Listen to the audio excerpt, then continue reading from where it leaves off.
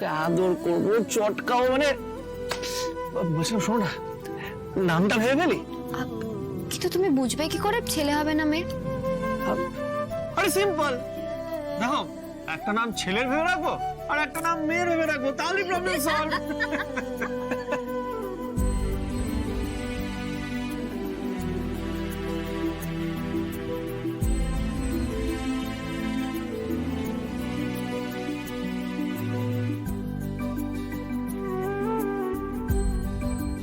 এই শোনো শোনো শোনো, একটা কথা তো ভুলে গেছিলাম, দাঁড়াও দাঁড়াও। এই না না না, কি দাঁড়াও দাঁড়াও, হ্যাঁ রাজ এখন ঘুমাবো, খুব ঘুম পাচ্ছে আমার। এদিকে আমার শাশুড়ি মা আমাকে বলছেন যে হ্যাঁ শ্রী তুমি রেস্ট নাও, আর তার ছেলেকে দেখো ঘুমোতেই দিচ্ছে না, আমি ঘুমাবো। আরে দাঁড়াও, আরে কি এই দেখো দেখো, অনলাইনে বাচ্চাদের কটা জিনিস আমি সেভ করে রেখেছিলাম, দেখো দেখো। এ কি সুন্দর। আমি কি ভেবেছি জানো, এরকম কয়েকটা জিনিস বাড়িতে চারপাশে ছড়িয়ে রাখবো, মানে তাহলে না তোমার বেবির মধ্যে একটা পজিটিভ ভাইব ক্রিয়েট হবে। দেখো দেখো অনেক কিছু আছে, দেখো জুতো, জামা, পুতুল, ভালো না?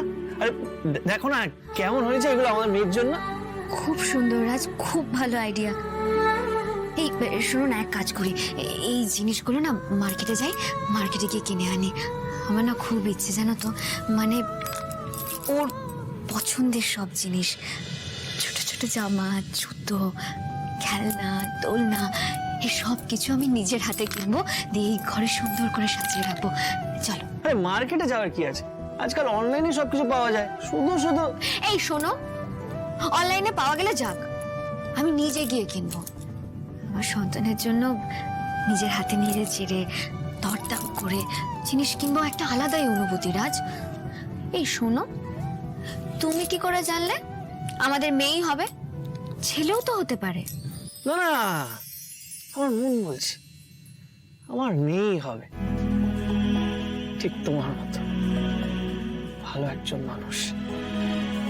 কারণ আমার একটা স্ত্রীকে নিয়ে চলছে না, দুটো স্ত্রী লাগবে। না রাজ, যেই আসুক ছেলে বা মেয়ে, আমার সন্তান যেন সুস্থভাবে আমার কোলে আসে, আর সে যেন মানুষের মতো মানুষ হয়। আমার মতো না হলেও চলবে, কিংবা তোমার আমার কারোর মতোই দরকার নেই। ওই যে বললাম, সে যেন মানুষের মতো মানুষ হয়, যাতে তাকে নিয়ে আমরা গর্ব করতে পারি। তুমি দেখে নিও শ্রী,